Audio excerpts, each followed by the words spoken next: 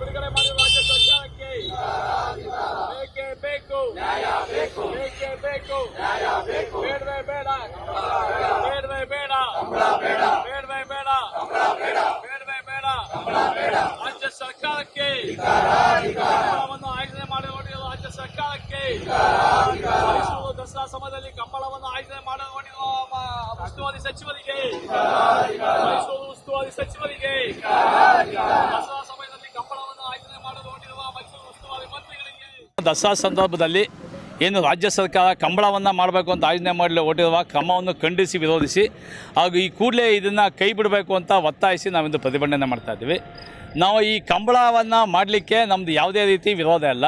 ಆದರೆ ದಸರಾ ಸಂದರ್ಭದಲ್ಲಿ ಮಾಡಿದ್ರೆ ನಮ್ಮ ದಸರಾದ ವಿಶಿಷ್ಟತೆ ಇದು ಹೋಗುತ್ತೆ.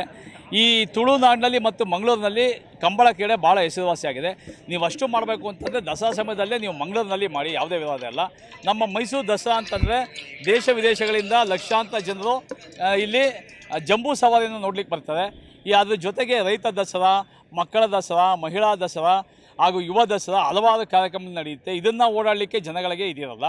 ಹಾಗೂ ಮಾನ್ಯ ಮುಖ್ಯಮಂತ್ರಿಗಳು ಈ ವರ್ಷ ಮಳೆನೇ ಬಂದಿಲ್ಲ ಅಂತ ನೀವೇ ಬರಗಾಲವನ್ನು ಘೋಷಣೆ ಮಾಡಿದ್ದೀರಾ, ರಾಜ್ಯದಲ್ಲಿ ಸರಿಗೆ ಮಳೆ ಬೆಳೆ ಇಲ್ಲ ಅಂತ. ಅಂಥ ಸಂದರ್ಭದಲ್ಲಿ ನೀವು ಗದ್ದೆ ರೀತಿ ನಾಟಿ ಮಾಡಿ ನೀರು ಹಾಯಿಸಿ ಕಂಬಳ ಮಾಡುವಂಥ ಅಂಥದ್ದು ಉದ್ದೇಶ ಏನು ಬೇಕಾಗಿಲ್ಲ ಇಲ್ಲಿ. ಅದೇ ನೀವು ಏನು 8 ಕೋಟಿ ರೂವನ್ನು ಅದಕ್ಕೆ ಕೊಡ್ತೀವಿ ಅಂತ ಹೇಳಿದ್ರ, ಅದರ ಬದಲು ಮೈಸೂರಿನಲ್ಲಿ ಒಮ್ಮೆ ಬಂದು ನೋಡಿ. ನೀವು ಮೈಸೂರಿನಾದ್ಯಂತ ಯಾವುದೇ ರಸ್ತೆಗಳಿಗೆ ಹೋದರೂ ಮೋರಿ ಮಾಡ್ತೀವಿ ಅಂತೇಳಿ, ಡ್ರೈನೇಜ್ ಮಾಡ್ತೀವಿ ಅಂತ ಇರಾಬರ ರಸ್ತೆಗಳನ್ನೆಲ್ಲ ಅಗದು ಮಾಡಿ ಗುಂಡಿ ಮಾಡಿಟ್ಟಿದ್ದೀರ. ನೀವು ದಯಮಾಡಿ 8 ಕೋಟಿನಲ್ಲಿ ಕಂಬಳವನ್ನು ಮಾಡೋದ್ರ ಬದಲು ಮೈಸೂರಿಗೆ ಪ್ರವಾಸಿಗರು ಇನ್ನೇನು ಲಕ್ಷಾಂತರ ಪ್ರವಾಸಿಗರು ಬರ್ತಾರೆ ದಸರಾಗೆ.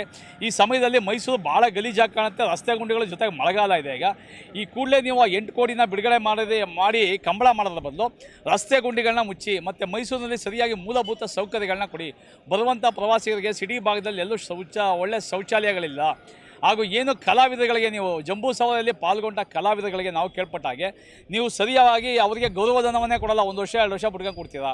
ನೀವು ಅಲ್ಲಿ ಕೊಡಲಿಕ್ಕೆ ದುಡ್ಡಿಲ್ಲ, ಅದರ ಬದಲು ನೀವು ಇದನ್ನು ಯಾಕೆ ಮಾಡ್ತೀರಾ, ಕಂಬಳವನ್ನು ಯಾಕೆ ಮಾಡ್ತೀರಾ? ಅದರ ಬದಲು ನೀವು ಈಗ ಕಲಾವಿದಗಳಿಗೆ ಗೌರವಧನವನ್ನು ಸರಿಯಾದ ಸಮಯದಲ್ಲಿ ಕೊಡಿ, ಅವರಿಗೆ ಅನುಕೂಲ ಆಗಂಗೆ ಮಾಡಿ ಅಂತ ನಾವು ನಿಮ್ಮ ರಾಜ್ಯ ಸರ್ಕಾರಕ್ಕೆ ಒತ್ತಾಯನ ಮಾಡ್ತಾಯಿದ್ದೀವಿ. ದಯಮಾಡಿ ಕಂಬಳ ಕ್ರೀಡೆಗೆ ಯಾವುದೇ ನಮ್ಮ ವಿರೋಧ ಅಲ್ಲ. ಈಗ ಕಂಬಳವನ್ನು ಮಾಡಿದ್ರೆ ಮತ್ತೆ ಮುಂದೆ ವರ್ಷ ಇನ್ನೊಬ್ಬರು ಜಲ್ಲಿಕಟ್ಟು ಮಾಡೋಣ ಅಂತಾರೆ, ಇನ್ನೊಂದು ಮಾಡೋಣ, ಮಗದೊಂದು ಮಾಡೋಣ ಅಂತಾರೆ. ಅದೆಲ್ಲ ಮಾಡಲಿಕ್ಕಾಗಲ್ಲ. ಏನು ರಾಜ ಮಹಾರಾಜಗಳು ಕಳೆದ 500 ವರ್ಷಗಳಿಂದ ದಸರಾವನ್ನು ಮಾಡ್ಕೊಂಬಂದಿದ್ವಿ, ಅದೇ ಮಾದರಿಯಲ್ಲಿ ನಮ್ಮ ಭಾವನೆಗಳಿಗೆ ಧಕ್ಕೆ ಬರದೇ ರೀತಿ ನೀವು ದಸರಾವನ್ನು ನಡೆಸಿ ಅಂತ ನಾವು ನಿಮಗೆ ಎಚ್ಚರಿಕೆಯನ್ನು ಕೊಡ್ತಾ ಇದ್ದೇವೆ. ಜೈ ಹಿಂದ್, ಜೈ ಕರ್ನಾಟಕ.